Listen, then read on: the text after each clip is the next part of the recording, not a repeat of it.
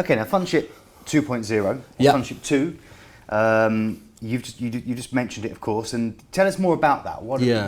Explain that kind of concept to us, because this is your upgrade, your kind of new upgrade on all the ships, isn't it? Yeah, it's really how the web evolved, with Web 2.0, which was more about the interaction of social media and people interacting with each other and making it a bit, again, more of a two-way sort of street.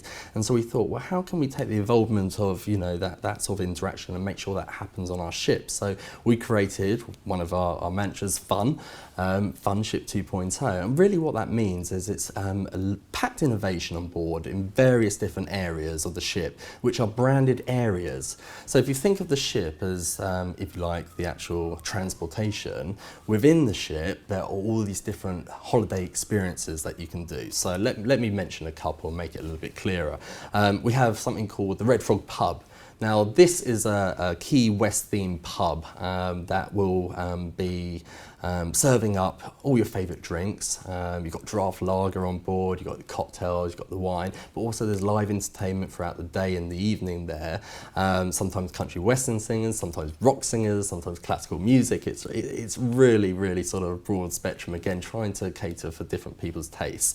But not only that, how do we bring alive a Key West pub, if you like? Well, we get Caribbean bartenders, and so suddenly it's even more authentic, and they really interact well with the holiday makers, and they have a lot of fun together talking about their stories so far and what they've experienced on their cruise holidays, and it's a really great place to go. Another FunShip 2.0 feature is playlist productions. So we're saying, what I talked about earlier on of ripping up the traditional cruise rule book.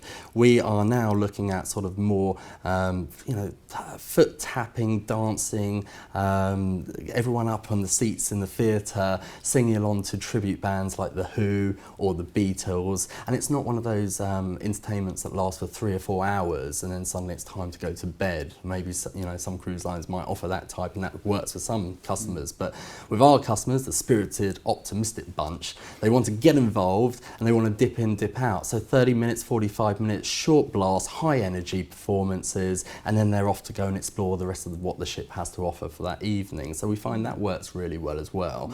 Other areas that I've talked about would be, we have something called the Blue Iguana Cantina Bar, but also it's a tequila bar as well. It doesn't just serve tequila, otherwise it could end up getting quite energetic on board, should we say. But that's a nice area that people like to go and drink. If you're ever looking for other bars, we have the Alchemy Bar.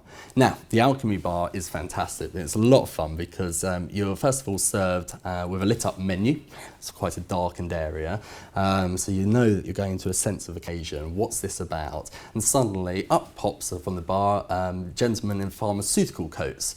They're there to serve and look after your every need. So if you want to create your own cocktail, they will create that from potions, liqueur potions from behind the bar, or you can go up for something that's already served, one of their signature drinks. I really recommend the revved up martini.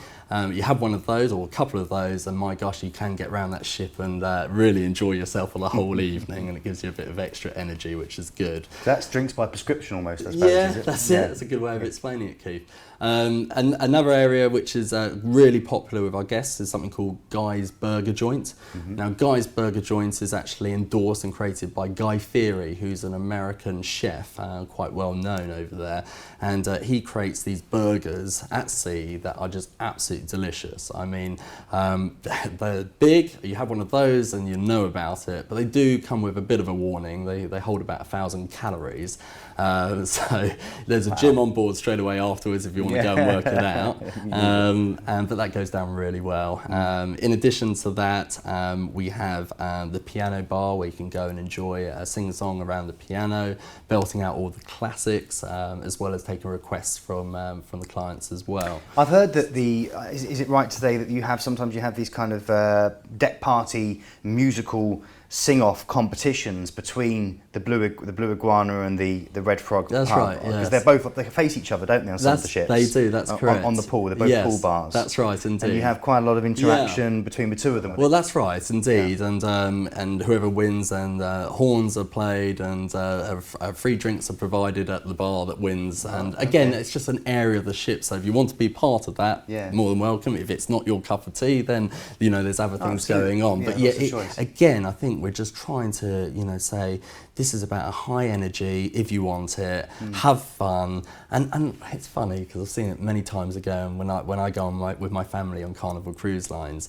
we all, even though I've been on many times before, obviously, we go on and we're all very tired and exhausted from the rat race and doing the day-to-day job, and we all feel like, we just need somewhere a bit quiet and just chill out and relax. And then honestly, about day 2 or day 3, we're doing absolutely everything, and suddenly the whole tempo changes. Things that you don't mind just letting yourself go a little bit. You're on holiday and letting back. It's great family time. It's great that everyone gets involved.